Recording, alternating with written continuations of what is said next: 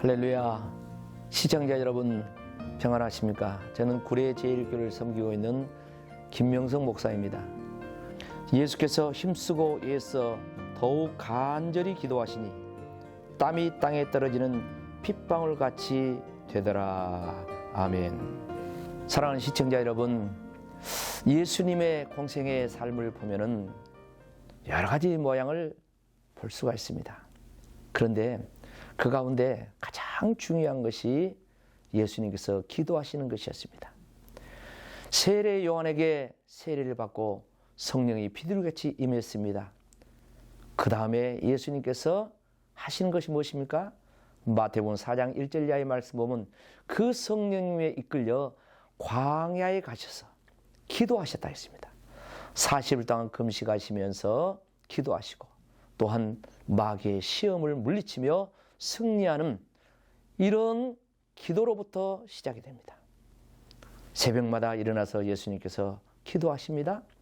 사역을 하시다가도 예수님이 한적한 곳을 찾아서 기도하십니다. 그렇게 예수님께서 공생의 내내 기도의 생활과 함께 사역을 하십니다. 그리고 예수님의 사역의 핵심이라고 할 수 있는 십자가를 앞두고 오늘 본문의 말씀 보면은 겟세마네 동산에 가서 기도하십니다. 겟세마네 동산은 감람나무가 많은 곳이랍니다. 그래서 겟세마네란 말은 마치 감람나무 열매를 쥐어짜서 기름을 짜듯이 그런 기름 짜는 것과 쥐어짠다는 그런 의미가 있다고 그럽니다. 그런데 예수님께서 오늘 말씀 보면은 습관을 따라 그곳에 가서 기도하셨다 그렇게 말씀하고 있습니다. 그러니까 예수님께서 습관을 따라서 기도하는 그런 연속선상에서 십자가를 앞두고 기도하셨던 것입니다. 물론 제자들도 함께 기도의 현장에 데리고 왔습니다. 그런데 제자들은 몸이 피곤해서 잠을 잤다고 했습니다.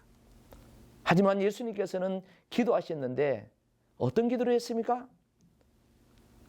아버지의 뜻을 구하는 기도였습니다. 예수님도 육신을 입고 있기 때문에 십자가가 어렵고 고통스러운 것을 아시기 때문에 그 마음을 절제하고 자기 마음을 포기하고 결국 아버지의 뜻을 따르기 위해서 기도했는데 1시간을 기도했다 했습니다. 그런데 그 기도가 얼마나 간절했냐면 방금 본문 말씀 읽은 것처럼 땀방울이 핏방울 같이 되도록 기도했다 했습니다. 우리가 힘을 쓰고 애를 쓰면 땀이 나옵니다.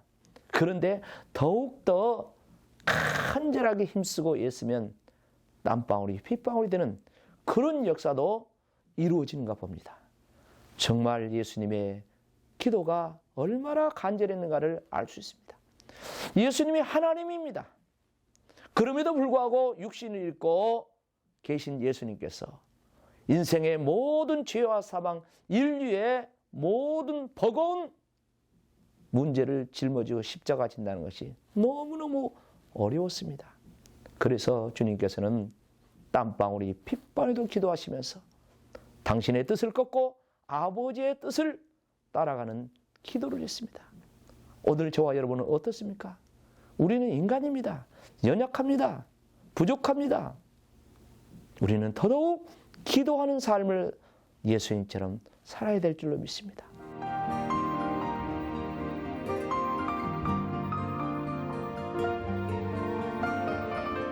예수님 기도할 때 천사가 나타나서 도왔다고 했습니다. 우리가 기도할 때 천사가 돕는 역사도 있고 우리가 기도할 때 성령이 연약한 자를 돕는 것처럼 돕는 역사가 있습니다. 문제도 해결됩니다. 또한 우리의 꿈과 소원도 이루어집니다. 그리고 결론적으로 예수님께서 하나님 아버지의 뜻을 이루고 영광을 돌렸던 것처럼 저와 여러분도 아버지의 뜻을 이루고 그리스도인으로서 영광을 돌리는 삶을 살게 될 것입니다.